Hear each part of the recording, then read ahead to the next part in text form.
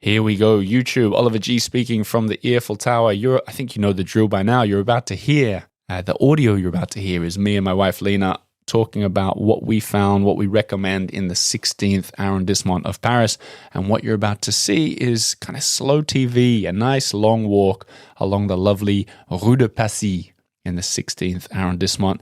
We'll take you all the way down to the iconic metro ride across the Seine River towards the Eiffel Tower. That's very fitting, in fact, because the next episode is going to be the 15th, which is where the metro ride will end. Now, if you don't know what's going on here, this is the Earful Tower podcast you're listening to, and this is the YouTube season showing the districts brought to you by Live Tours. So livetours.com, they do tours not just in Paris but all over Europe, and it's thanks to them that we were able to make this YouTube series. So be sure to check them out and add their tours to your Paris itinerary. In fact, I asked the team at Live Tours for their top recommendation of the 16th arrondissement, and here is what they said. They said, the Seine River basically gives a big hug to the 16th arrondissement. That's really nice, isn't it? It's true. The Seine does give a big hug. It borders the entirety of the neighborhood. When you think you might be walking away from the river, all of a sudden, there it is again. One of the lovely things about Paris, in our opinion, is that the Seine has been incorporated into the city experience. You can walk along it, cross it many times, and even cruise down it. We recommend you treat yourself to a guided tour that includes a river cruise. It's a relaxing and unique way to enjoy the city. So there you have it. That's what Live Tours says. Let them give you a big hug as well when they take you for a tour around Paris. I've linked in the description below their day tours, their cruises, and their Paris destination tours as well. Remember, they also go out for trips to Giverny and Champagne and Versailles. They've got lots on offer at livetours.com. It is written below. But speaking of things to do in Paris, let's see what Lina and I found in the 16th arrondissement. Remember to hang around at the end where we give our ranking on the neighborhood. The 16th, the elegant 16th. I wonder how it will place compared to the others that we've done so far. Let's find out.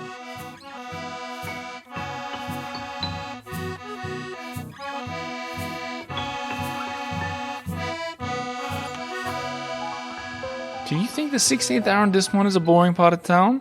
Yes. Do you think it's just for posh people walking posh dogs on posh leashes? Well, yes. Well, you're a boring person yourself. Oh, no. The 16th arrondissement is actually a really cool part of town. And I think its reputation has been somewhat tarnished by people like me 5 years ago. Yeah. Saying that and there's had nothing you there. even stepped foot in the 16th? I don't think I'd 16th? ever been there. I just didn't want to go. You're like, it's too far. I'm not going to... But now we spend 24 hours there and we found a lot of cool stuff. In this episode of the Paris Countdown, where Lina and I are spending 24 hours in every single arrondissement, working from 20 to 1, we found incredibly stunning Art Nouveau buildings, delicious cocktails. In fact, you're going to hear from one of the top cocktail bar owners in the world. The world in this episode. You're going to hear from him. We even discovered a restaurant that was once a train station. Well, la-dee-da. Exactly. And a lot more on this intriguing district of Paris, including our scores, which I've got to say featured 4 out of 5 surprises. Definitely. For me. But this is going to be a fun episode. I hope you enjoy it. You're listening to the Earful Tower. My name's Oliver G. I'm Lina Norden G. And I think what we need is a little music.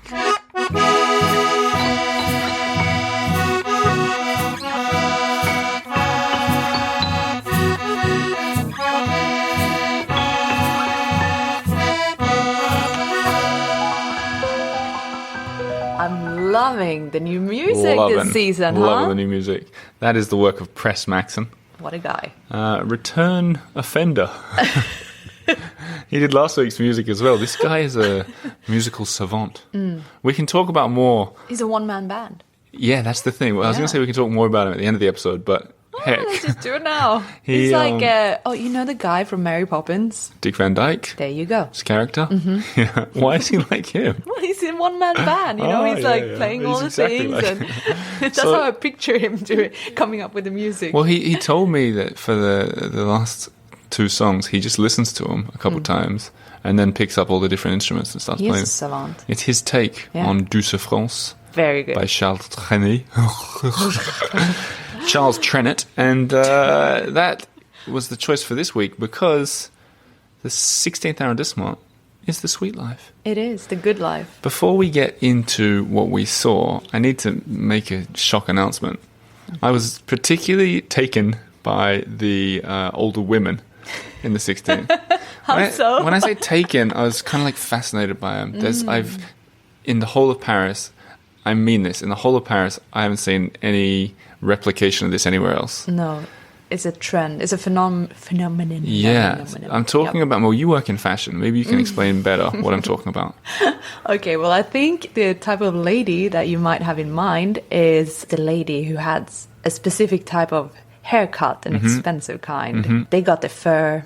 They got the nice little shoes, the Ferragamo shoes. Usually, they have the little. What shoes? What did you say? Ferragamo. What's like that? A brand. Oh. Typical for these ladies. Yeah. You got the little Chanel bag, but not the flashy kind. And you got the pearls. What do you mean, not the flashy kind? So, like understated. Very understated. So I just looked at them and I saw them. I was like, it's clear that you're very wealthy. Yeah. It's clear that you're like. And you got the dog. Yeah. You got the dog to match. Yeah. It's funny. I lived in Milan for a year when I was studying, and in Milan they have this specific word. They call it the squira. I can't really pronounce it. Squira. And it's a local slang for wealthy and fashionable older lady. Right. With the fur, the hair, the dog. Well, that's what these ladies are, but the French version. I bet there's a word for it. Exactly. I bet there is. We just don't know yet. One of them stopped me as well. Do you remember? Yeah. Because I was thinking at the time, it would be cool to have an Instagram account just of these women. Yeah. Because they kind of walk, a lot of them hobbling. You know what I mean? Like they had high heels on or something. Yeah. Anyway, one of them stopped me because she'd forgotten the code to get into her own building. Was that what happened? I can't remember. She just stopped me on the street. She's like, "Do you know the code to get in?" I think maybe she was, unfortunately, she had dementia or something. Yeah, maybe. I think so. And I was like, I don't know, but we got chatting, and she sort of really livened up, and she grabbed me by the arm and she was very intense. Yeah, and she told me her name, and it was like one of those. It was like. It was like a page filler. It was like Marie. I was going to do an Italian name. But it's like Marie Dominique de le Comtesse de le Roi. Exactly. A lot of laws. Yeah. Anyway, there are a lot of these ladies walking by, but that's not what we had to talk about. No, I can't believe we talked about it so much. I know, we're just fascinated by them. Let's tell the lovely people about our trip in the 16th and what we figured, because this is probably, I'd say certainly the most expensive arrondissement in town. We figured that we'd live like a local. I don't think you really have any choice but to go to the nice bars, the nice restaurants, and a nice hotel. So let's start with the hotel, because I think we had a good one here. Yeah. This place is called Sourire. Sourire. Like a smile. Yes. And it's a boutique hotel.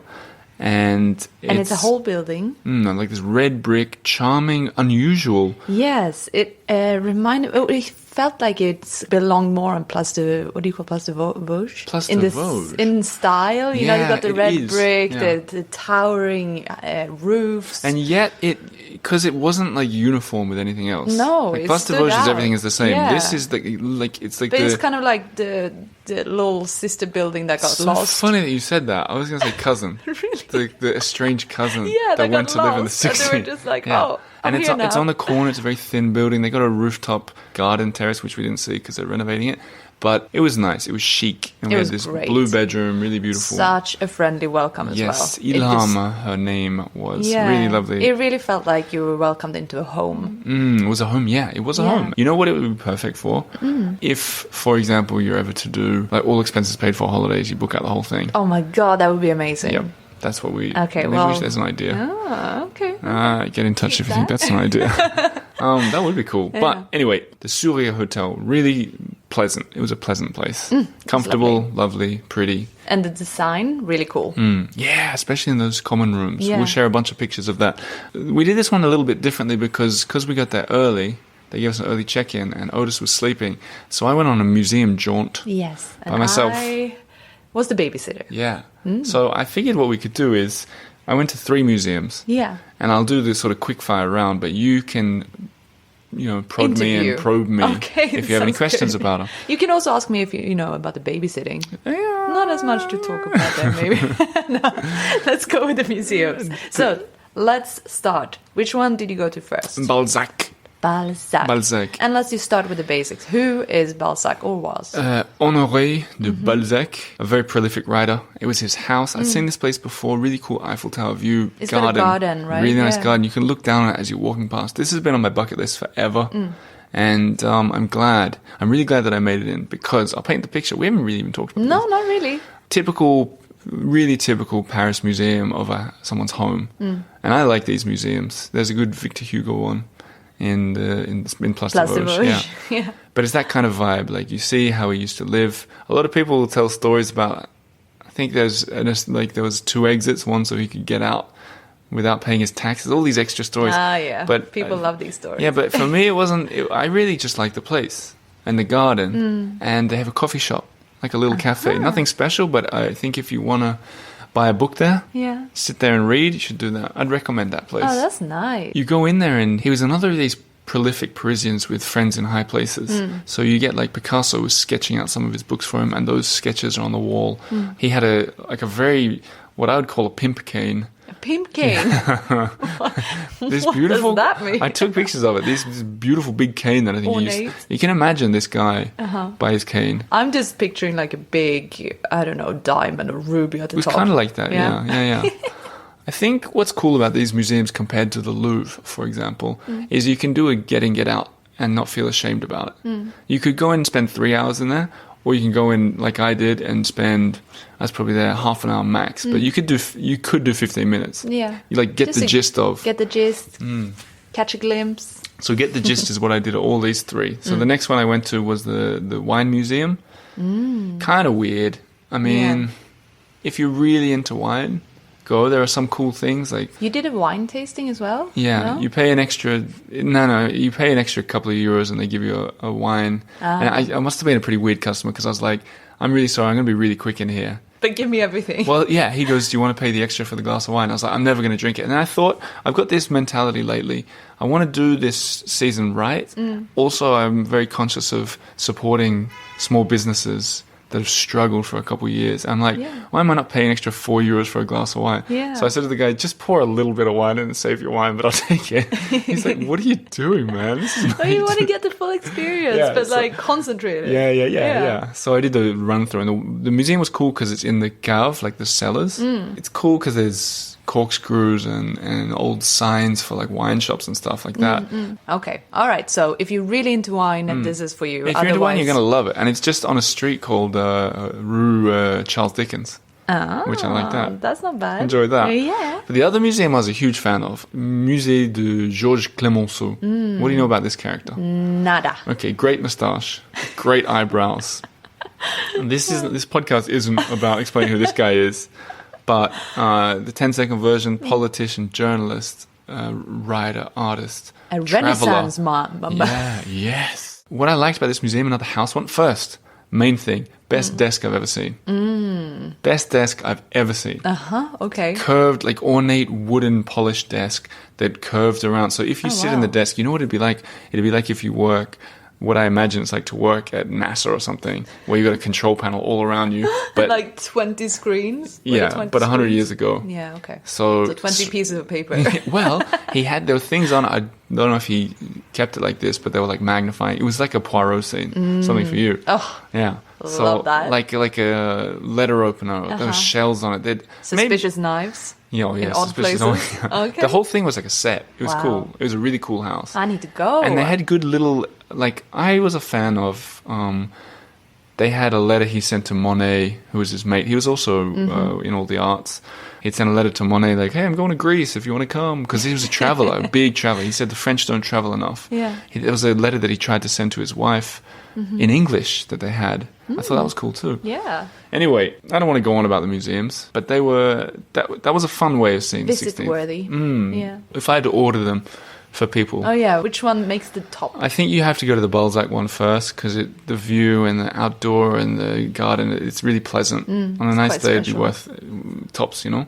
And then Clemenceau, and then the wine museum. Anyway, that was my jaunt. Great. You got a lot done in a nap time. I know. That's doing museums quickly is really fun. For anyone who's coming to Paris with limited time, which I think most people listening to the show are, don't be afraid to do it. Yeah. get in and get out and just like overdose on like culture. that. Yeah. I mean, you do that sometimes. Yeah, I really like that. Going to museums can be really tiring, and you get museum legs. Louvre legs. Exactly. Yeah, that's a thing. And you're just so tired. And you don't have to see everything. But doing this speed version is actually really energizing. You come out of it, and you're like, oh wow, I just got an injection of culture. You move so quickly that like you move the dust off all the old wow. Yeah, especially in like Clemenceau, like these places that are old houses. I want to do a shout out. The reason that the Clemenceau landed on my radar is when I went into the catacombs half a year ago. The guy that was leading the expedition was also a street artist, Codex Urbanus or Urbanus. Oh, we saw some of his art up in Montmartre. Yes, I think you made that exact same thing. Anyway, I'm so lame. He had an exhibition of his art in the Clemenceau Museum, and they did it really subtly and unobtrusively. Like they put some of his paintings like poking out the top of a book on a bookshelf. So you could find it, or on a cushion on a sofa or something. So I thought that was really cool. That is I thought it was cool that the museum was up for that, because French museums can be a little bit amazing. Yeah. So anyway, shout out to Codex if you're listening. I'm sure our other catacomb friend is listening. The Comte of Saint-Germain. Loyal listener. Hello, Comte. Hello. By the time we got back, baby had woken up and we went for lunch. We were hungry. You guys want a good restaurant tip? You're about to get 2, because lunch and dinner were great. Yeah. In terms of the restaurant, the lunch place that we went to, Andia, Andia, I don't know how I'm spelling it. It's all in the show notes. But this place was cool. Yeah, is unexpectedly cool. And I don't mean cool in a way that like a hipster place is cool. I mean like, I think a 60-year-old would call it cool. Yeah. Like it was just... No, but it was impressive. Yeah. It was. It was to set the scene. So it's it used to be a railway station. So picture in your head a railway station where you go down the steps to get in, right? Yeah. Like a typical metro station. Yeah. Exactly. You walk down the steps to get in, and there's 2 platforms, ticket booth on either side. This is 60 years ago. You're imagining it, right? Now, blink, open your eyes again. In the place of the tracks, right? All tables. In the place of the platforms, it's where there a few tables, but where the waiters are walking up and down. Yeah, and like different kitchen stations as well. And the main ticket booth is where the main kitchen was. Another ticket booth is where the bar was. Yeah. Yeah. And so it's got this... Like, if you didn't know it, you might not realize it was a train station. But if you're standing there and you're looking at it... And they haven't done this in a gimmicky way. Not at all. They didn't even play on the fact that it was like an old station and do... Yeah, gimmicky. Whereas a lot of these kind of gimmicky things totally go in on it. They're like, eat like you're on a train station. Like, they'll have a train in the corner. Yeah, they were like, get your metro ticket here. Wouldn't, yeah. You can eat it too. You wouldn't even know it was a train station unless you knew.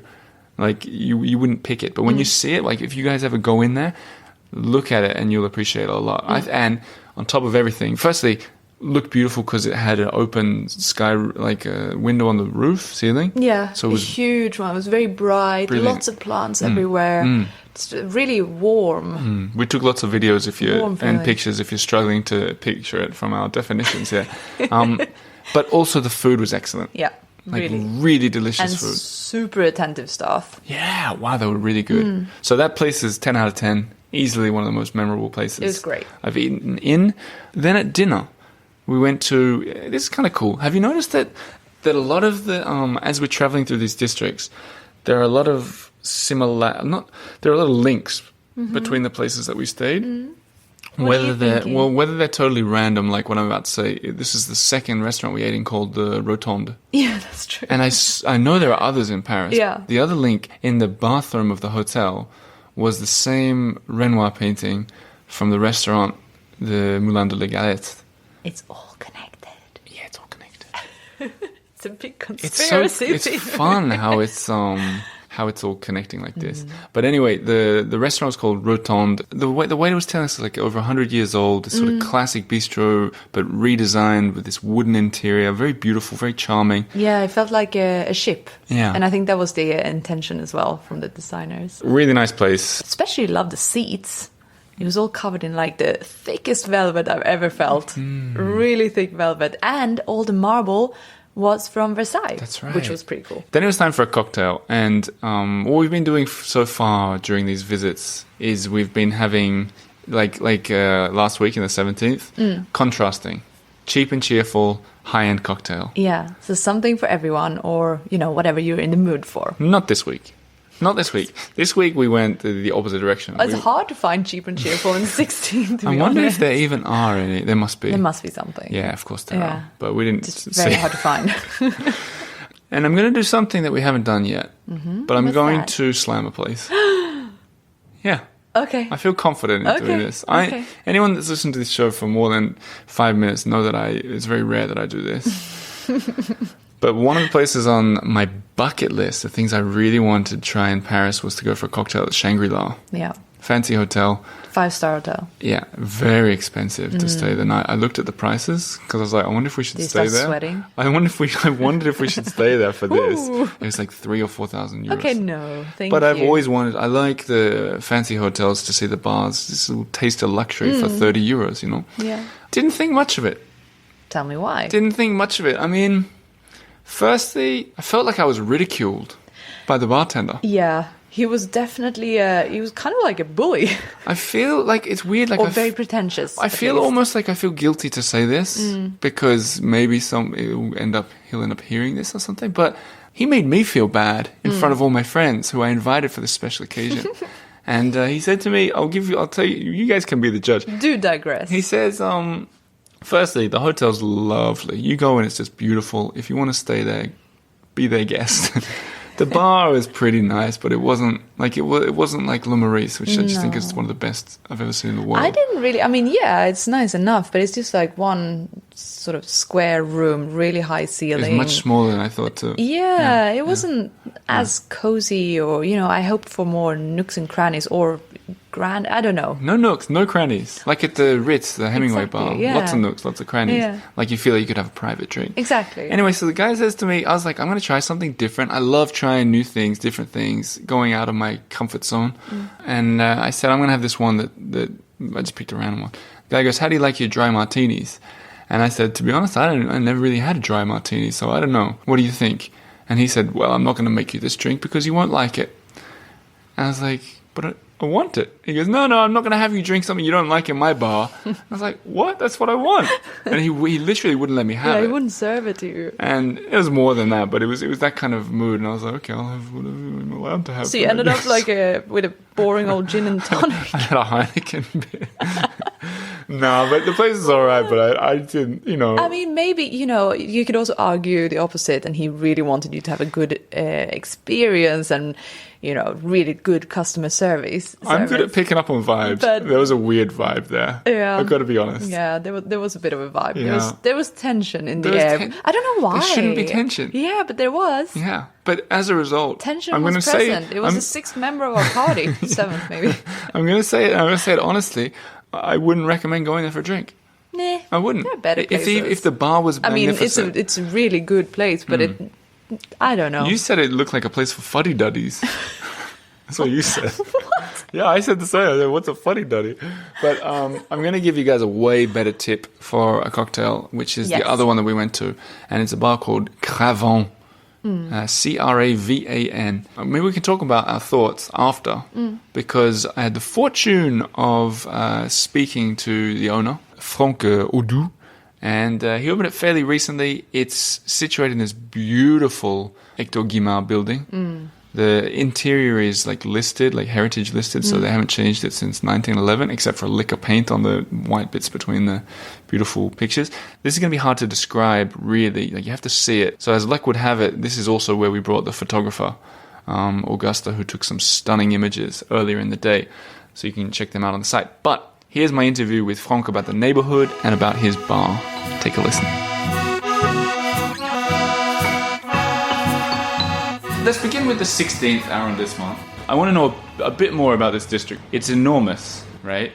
Yeah, it's quite enormous. So when you're do you walk around much? Do you explore, or are you sort of no? Not really. It's quite particular for you at Cravan, because the idea is I create a real destination. I mean, that's the idea, to be a destination. I live in Paris for a long time now, and I'm not really attached to one district. I always move in Paris, so I love the idea to cross the city, to go to have a coffee somewhere, to cross the city back, to have a drink somewhere else. And so, And are you finding that with the customers who come to Cravan, are they typically from all over the city?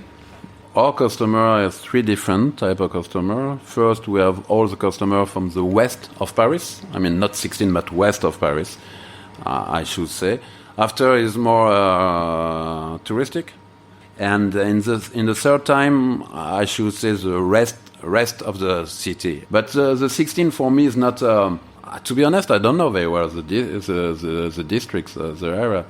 I choose this place to tell a story, because what I do is a cocktail bar. But the most important for me is to give sense to the things I do and to tell a story. And when I saw this place, for me, it was a perfect place to tell a story. And is that, you mentioned before Hector Guimard, the Pope of Art Nouveau. Yep.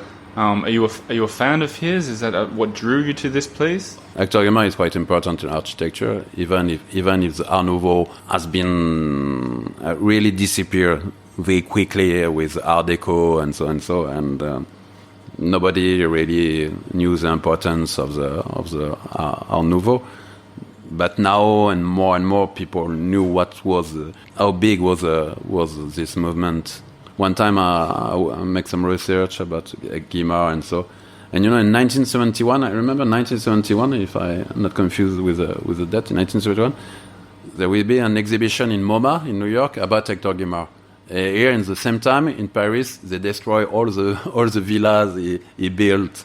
Really? And a lot of also subway stations, there's few of them in Paris, but a lot of them has been destroyed. Wow, that's kind of incredible. And to describe this bar where we're sitting, I mean, Guimard designed the building, that much is for sure. Yeah, it's from the back of the cafe bar is a cafe bar from 1911. Hector Guimard designed the lotissement, the buildings, named Ajar, from a famous actress at the time. So it's a cafe bar from 1911. The interior design not signed by Hector Guimard, by different other artists, but so there is different movement. The space is like it was in 1911, and the ceiling, the painting, the mirror is for the time. So if we talk about cocktails of today a little bit, are you personally, have you got like a deep interest in cocktails and exploring the new things? Yeah, Cravan is quite particular. When we open, we receive a lot of awards and so we have a lot of press and so. Here we are very focused of course, the balance, of course, because it's the first point, but about the flavor, the taste, the flavor, and we use only 3 ingredients. We take care about the glassware. There is no fancy garnish. It's very quite radical proposition. Focus on the drinks and on the flavor, and so. So that's also the duality we can find in a place from 1911. So with a lot of legacy and a cocktail very pure, very quite radical and focused on idea of gastronomic liquid from the past, but with cocktail for the next. What are the cocktails you're proud of here? When I visit, what should I drink? There is a cocktail named Yellow, focused on bitterness. That was the idea to make a cocktail about bitterness. We have also Royal Basilic. It's an idea very far from the Cure Royal.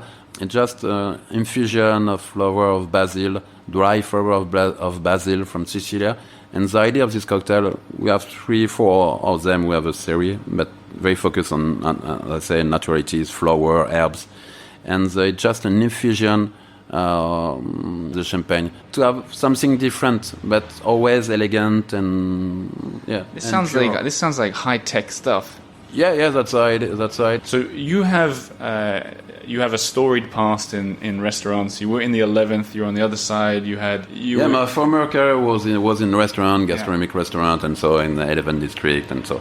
And when we opened this place in 2006, 11th district was not what it is now. Right. And with my idea to break the rules, now the east of Paris, a lot of places open in this area. And it's very personal. But for me, it's a lot of rules now, a lot of codes. And with my idea to break the rule, it was of course, the first things to do was to open to the opposite of the other people. So you come to this side of Paris. You're sitting with it's a leather jacket. You're the bad boy of the 16th, making the cocktails. I don't know, but the idea was to be where people don't expect you will be. Before the place to be was more in west of Paris. Now we move, and after is always moving, you know. Actually, to be honest, I think the movement in Paris is quite slow compared to other cities. So that's why I see there's always a movement from east to west, west to north, south, and so on.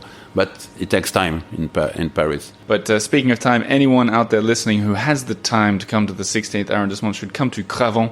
Yep. And have a cocktail and say hello. If they see you, should they say, hello, Frank, I heard you on the show? Yeah, definitely. I will be very welcome.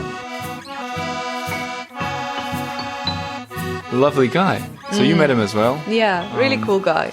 And we had the exact drinks that he recommended. I had the basil champagne infusion. It was delicious. You know what I liked about Frank? Yeah. Frank? When I said, I think I want this one, he served it to me.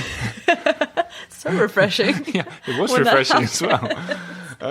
But really lovely guy, and it was cool to check out that place. It's a cafe during the day as well, so everyone could go check it out. It's even nice to just look at if you're not in the market for a cocktail. I'm a big fan of this place, and I love it's tiny, and like half of the bar is a bar. It's the actual bar desk. Yeah. And then you have all these like glass paneled paintings on the walls and all cracked, and it's amazing. Intricate details. Yeah. So the interior apparently wasn't designed by Hector Guimard, who you guys are about to hear more from in a second. Well, not Hector himself, but his work. But like it was his mates. He was sort of like, hey mate, you got a good style, you do the awnings and stuff like that. So there's this real Art Nouveau feel in there. And that leads us perfectly to our final topic, because we crashed that night. The next morning, we did what I like to call the hunt for Hector. This is where Lina gets dragged into my unusual fascinations with random details of architecture in Paris. You love it, don't you? I love it. Yeah, you love it. What have we had so far? We've had stone Lots guards of on the door knockers. Yeah, the doors. Chasse-roue. Yeah. Yeah, the Philippe Auguste wall. Oh, Philippe Auguste. That's a standing one. Yeah. Well, in some parts. And now, another old Hector. So for those of you who are sitting there thinking, I don't care about Hector Guimard, you're wrong, actually. Because you might. He's this, in the words of Franck, the Pope of Art Nouveau. He essentially built buildings that don't really fit in with the rest of Paris. Like when you look at them, you're like too fancy, too obscure, too ornate. And there's several streets in the 16th arrondissement that we tracked down all the work that he'd done. And there's probably, I don't know, 4 or 5 of them there. That whole block where Cravan is all his work. And if you walk around it, I should do a little map to share with people, but like if you walk around that building, you can see like even the water spouts are rich with detail. Highly decorated. The street signs are done in this Art Nouveau style. Yeah, the difference. Yeah.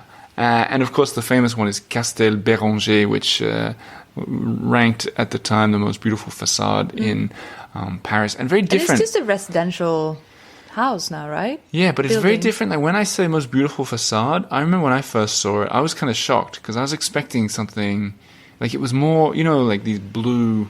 Yeah, the gates. Yeah, the gate on the front it's almost like harsh. Like it's almost I guess it's a gate, so it's meant to stop you from coming in, but it's probably not what you imagine when I say. I feel like the whole thing looks like something out of Lord of the Rings, from something elfish, but weird, and Yeah. Yeah, I'm with you on that. Yeah, there's a bunch of the buildings. We'll share all the information for how you can find it, and the photographer took a bunch of pictures of this stuff too, so we've got it all to share with you. But I also want to do a shout out that a little while ago I did a tour of the Art Nouveau in the 16th arrondissement with Delphine Brière, who's a long-time listener of this show, and she lives in the 16th, and she took me for a walk, and we did it as a walk for Patreon members. I think it went for like 2 hours.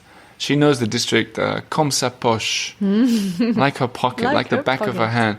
And in that video, we snuck into that lobby of the Castel Béranger and several other places. So for Patreon members, I'll link that this week as a little extra bonus, an unlisted YouTube video. But look, before we wind up our time in the 16th, have you written your scores? I sure have. Okay, well, let's share them. Okay. While Lina's grabbing her scores, just a refresher, we rank out of 10 this district on 5 criteria, so that at the end we're going to figure out which is the best arrondissement. And the rule is if we differ by more than 2, we're going to have to... We have to discuss. Yeah. And if not... Can we ever change our scores? Leave it be. There's no changing. Well, apparently not. I've tried every week so far. I feel almost certain that there's going to be at least one where we differ by more than 2 points. Yeah, I think so too. Okay, so... I never agree with myself. You never agree with yourself? Well, you know. I feel like you're not taking this serious. Kind of woman. Spur of the moment. All right, what did you put for strollability? I put an 8. Me too. That was easy. Very strollable. Yeah, definitely. Easy. Lots to see. Plus the river. Affordability. How affordable was it? What did you put? 1. Me too. No. How's it for 1? We never see eye to eye That's on this. crazy. Okay. It was expensive. Everything was... Yeah. As we said, I mean, we couldn't really find like a cheap and cheerful bar. No. The meals... The bars, the hotel, even the coffee, I think. The coffee shop, the only coffee shop we found was in the Grande Épicerie. It was Coutume. Shout out to Coutume. Yeah. But like that Great coffee. Great coffee. And the prices of the coffee were about standard, but it was in the Grande Épicerie, which is an expensive place for everything else. So yeah, it was pricey. Shareability. 8. Me too. No. Yeah. This is unheard of. This is unheard of. If we get the next two, the same. I'm getting nervous. You? I'm very nervous. What did you put for touristability? I put a 7. Oh, wrong. Oh. I put a 6. I mean, there was a lot of tourist stuff, but there wasn't. Okay, I feel like you're very stingy now. You are forgetting one of the best museums in Paris. I visited 3. No, but we visited one together after the drinks, remember? Or maybe you didn't remember that. It was that bartender poisoned me, not Fonk, the other one. The Palais de Tokyo. That's right. Mm-hmm. I love that place. That was cool. I mean, just, you know... Can I change my score?